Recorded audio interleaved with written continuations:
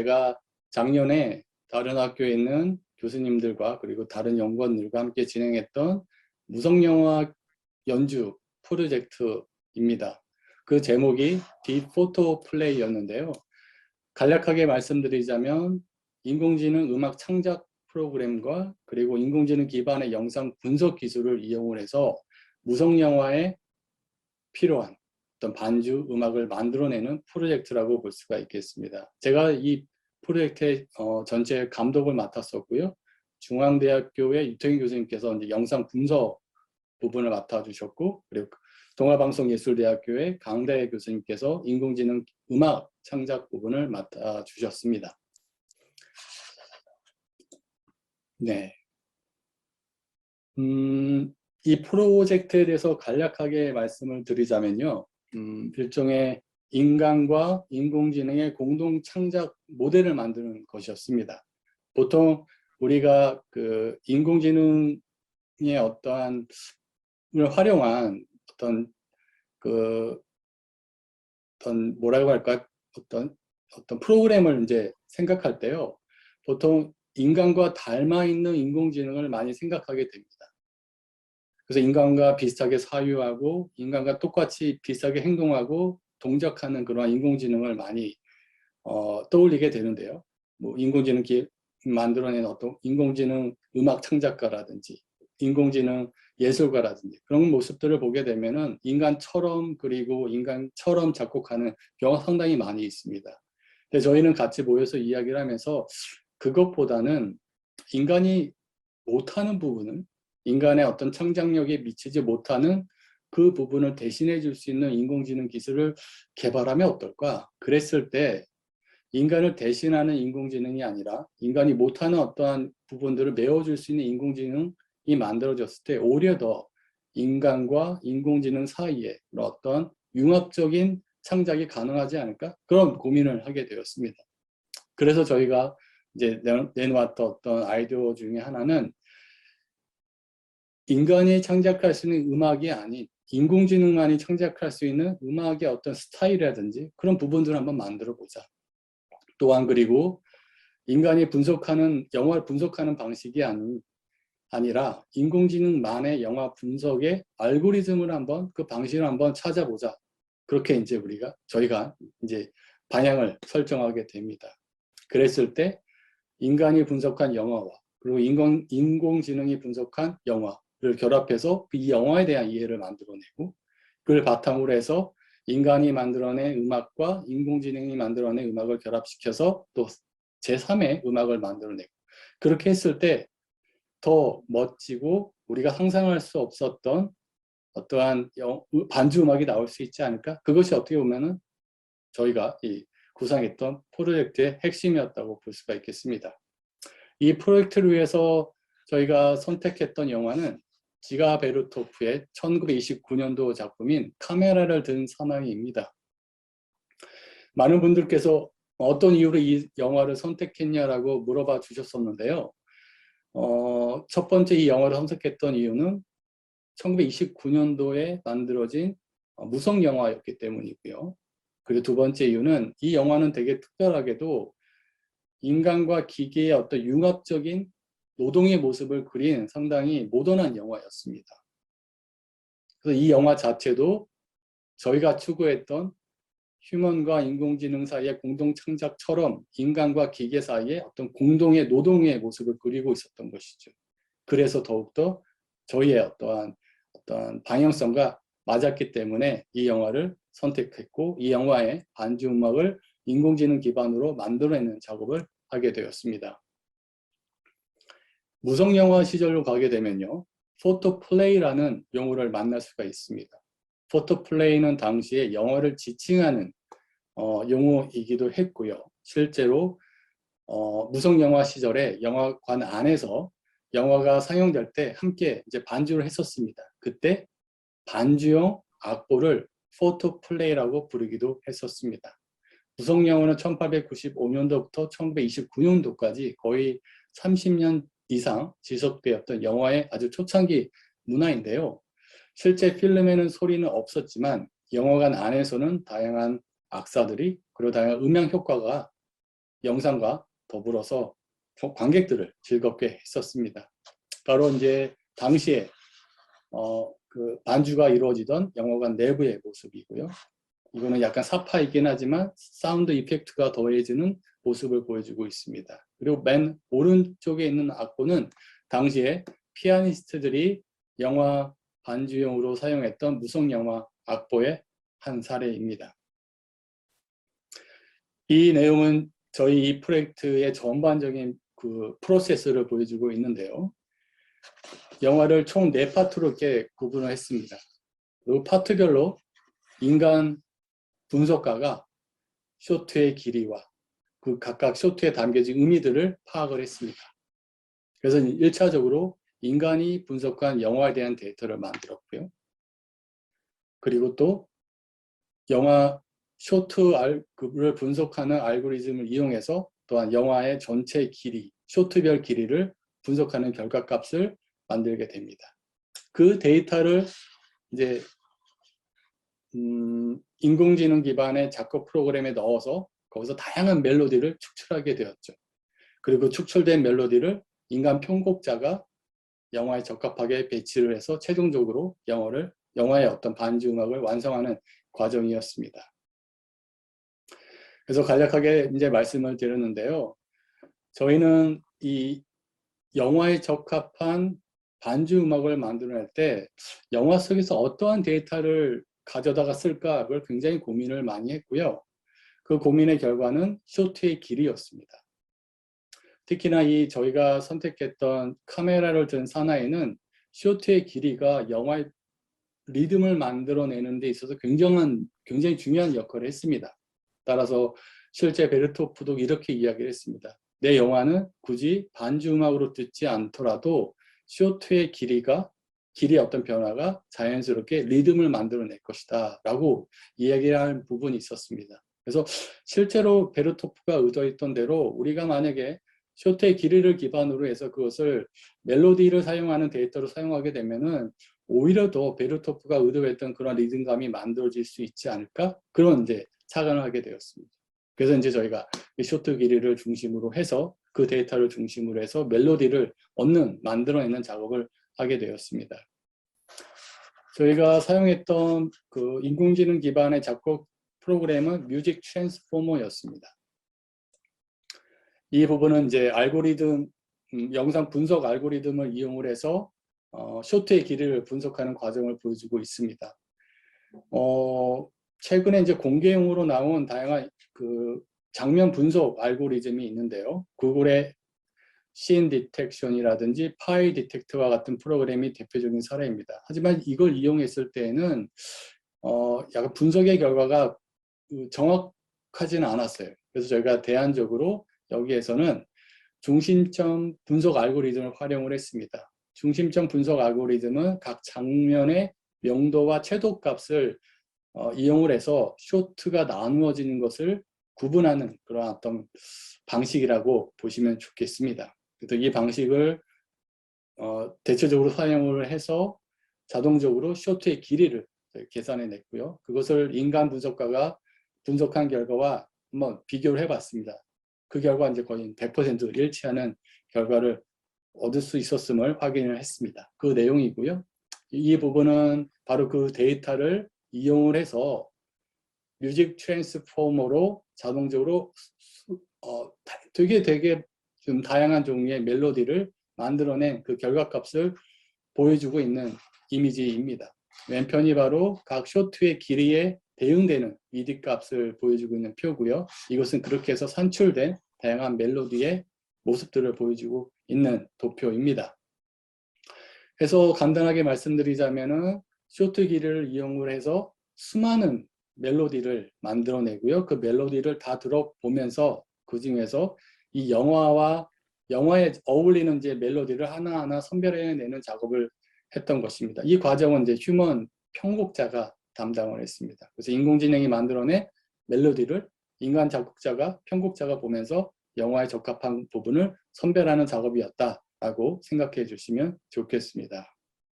이런 과정을 통해서 이 쇼트에 해당되는 최종적인 음악을 만들어냈습니다. 그 과정을 보여주는 그림이고요.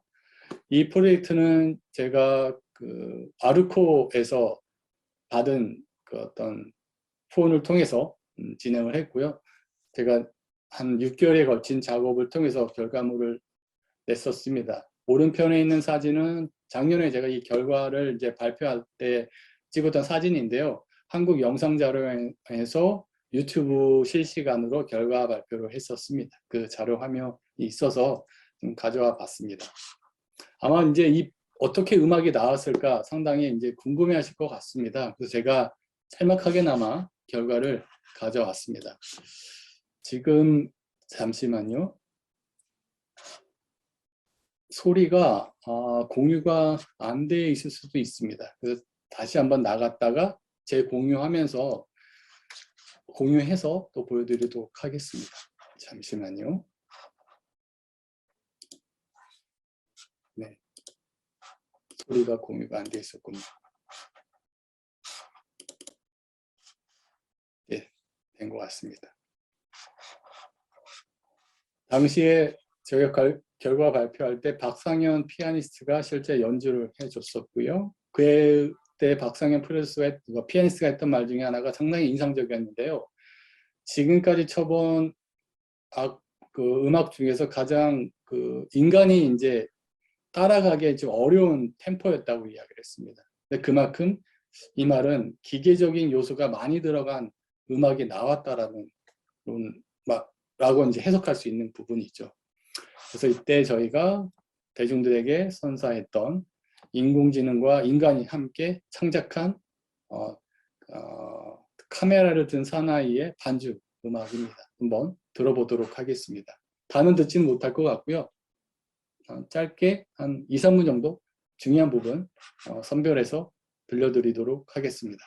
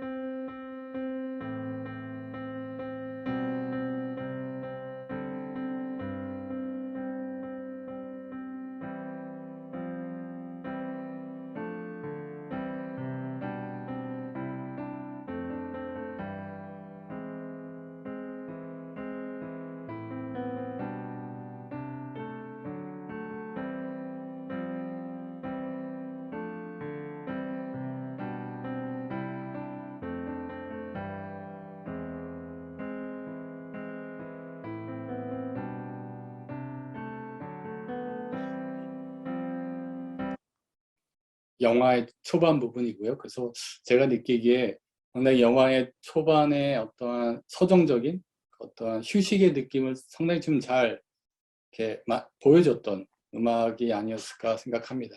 그리고 좀 더 건너뛰어서 약간 극적인 부분 보여드리도록 하겠습니다. 이 부분입니다.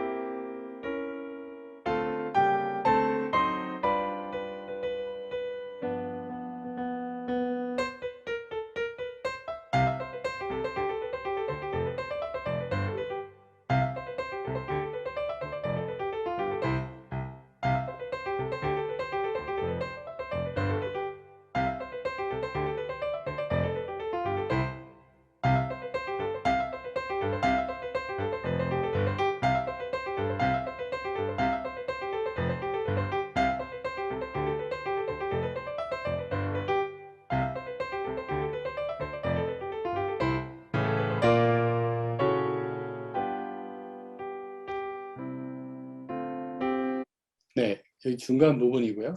그리고 그 다음에 가장 또 절정에 다다르는 부분이 있습니다. 그 부분 보여드리도록 하겠습니다.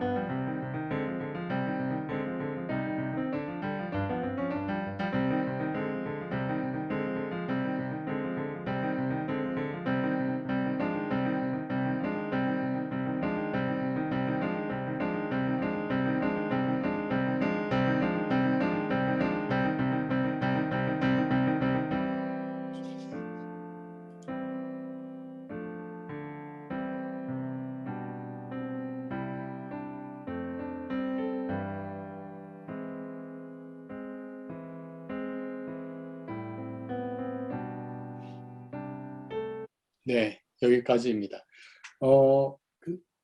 현재도 그 자료원의 유튜브 채널에 가보셔서 이제 디포토 플레이 치시게 되면은 실제로 그때 강연 프로그램을 다시 또 보실 수가 있어요. 그때 보시게 되면 더 모든 그 장면의 전체 영화의 반주 음악을 들으실 수가 있습니다. 아마도 상당히 그 장면과 상당히 어울리는 음악이었다라고 생각하셨을 텐데요. 이 부분이 가능했던 것은 100% 인공지능이 작곡한 게 아니라 인간과 공동의 어떤 협력적 창작을 했기 때문이다라고 말씀드릴 수가 있겠습니다. 작년에 저희가 했던 이 프로젝트는요, 작년에 이 아르코 예술과 기술 융합 지원 프로그램에서 상당히 좀 좋은 성과를 받았습니다. 평가 좀 상당히 감사하게도 좋은 평가를 받았고요. 그래서 후속 프로젝트로 선정이 되었어요. 그래서 올해 2022년도에도 디포토 플레이 두 번째 프로젝트를 진행할 수 있게 되었습니다. 그래서 저희가 올해는요, 작년에는 해외 영화를 대상으로 해서 상당히 좀 아쉬운 점이 있었는데 올해는 일제강점기 시절에 우리 영화로 한번 해보려고 하고 있습니다. 그 영화는 바로 재작년에 발굴되었던 글로의 끝에는 가난이 없더라는 1920년대로 추정되고 있는 무성 영화입니다. 그래서 이 영화에 반주 음악을 넣는 두 번째 프로젝트를 현재 진행을 하고 있습니다. 좀 더 업그레이드된 방식의 인간과 인공지능의 공동 창작을 하려고 노력하고 있고요. 작년의 프로젝트에서는 그 인공지능이 담당했던 부분은 쇼트의 길이만을 분석하는 거였습니다. 근데 이번 프로젝트에서는 장면 속 인물의 감정값과 분위기값 그런 것들을 이제 인공지능이 파악을 해서 음악으로 이제 만들어내는 그런 프로젝트를 수행하려고 노력을 하고 있고요. 그리고 이 영화를 그냥 스크린을 통해서만 관람을 하는 것이 아니라 VR 극장을 통해서 좀 더 입체적으로 볼 수 있는 컨텐츠로 개발하려고 현재 계획하고 있습니다. 그리고 또한 영화에 등장하는 다양한 사물들이 있는데요. 그 사물의 그 소리 있죠. 그런 어떤 사운드 이펙트까지도 인공지능이 알아서 만들어내는 그런 프로젝트로 기획을 하고 있습니다. 아마도 작년과 마찬가지로 올해 11월에 자료원에서 이 프로젝트를 대중을 상대로 이렇게 소개할 것 같습니다. 이때 또 학회형 여러분들께 소개시켜 드릴 수 있는 기회가 있으면 상당히 좋지 않을까 생각합니다. 네, 여기까지 해서 오늘 저의 짧은 발표, 인공지능 기반의 어떤 영화 제작 기술에 대한 저의 발표를 마치도록 하고요. 또 들으시면서 궁금한 점들이 있으면 또 의견 나누는 시간 이어서 갖도록 하겠습니다.